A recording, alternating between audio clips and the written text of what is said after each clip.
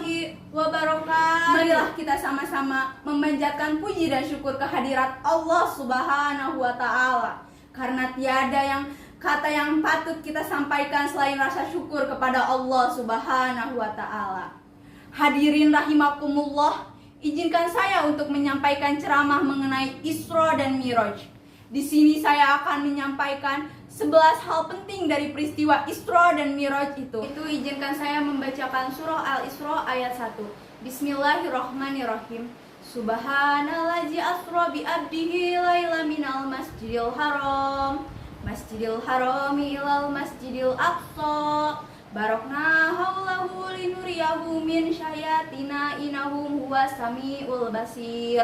Shadaqallahul azim. Yang artinya, Maha suci Allah yang telah memperjalankan hambanya pada suatu malam dari Al-Masjidil Haram ke Al-Masjidil Aqsa yang telah kami berkahi sekelilingnya agar kami memperlihatkan kepadanya sebagian dari tanda-tanda kebesaran kami. Sesungguhnya Dia adalah Maha mendengar lagi Maha melihat. Baiklah, marilah kita mulai mengenai 11 hal penting dari peristiwa Isra dan Miraj. Yang pertama, Nabi ditemani malaikat Jibril dan menunggangi buraq. Dalam proses perjalanannya, Nabi Muhammad hanya ditemani oleh malaikat Jibril dengan menunggangi buraq. Hewan berwarna putih, panjang, berbadan besar, melebihi keledai yang memiliki sayap. Yang kedua, bertemu dengan Nabi Adam di langit pertama.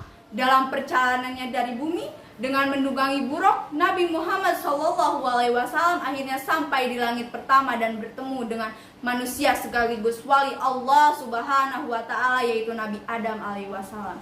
Yang ketiga, bertemu Nabi Isa dan Nabi Yahya di langit kedua. Yang keempat, bertemu Nabi Yusuf di langit ketiga.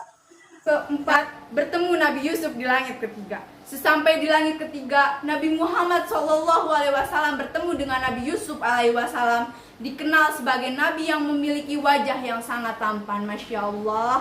Yang kelima, bertemu Nabi Idris di langit keempat. Nabi Muhammad kemudian melanjutkan perjalanannya ke langit keempat dan bertemu Nabi Idris alaihissalam. Yang keenam, bertemu Nabi Harun di langit kelima. Dalam pelajaran selanjutnya, Nabi Muhammad SAW juga dipertemukan dengan Nabi Harun alaihissalam, yaitu Nabi yang mendampingi Nabi Musa berdakwah, mengajak Raja Fir'aun, orang yang mengaku Tuhan, dan kaum Bani Israel untuk beriman hanya kepada Allah Subhanahu. Yang ketujuh, bertemu Nabi Musa di langit keenam. Di langit keenam, Nabi Muhammad SAW dan malaikat Jibril bertemu Nabi Musa alaihissalam, yaitu Nabi yang memiliki jasa besar dalam memperdekakan Bani Israel dari perbudakan dan menuntun mereka menuju kebenaran, yaitu jalan Allah Subhanahu wa Ta'ala.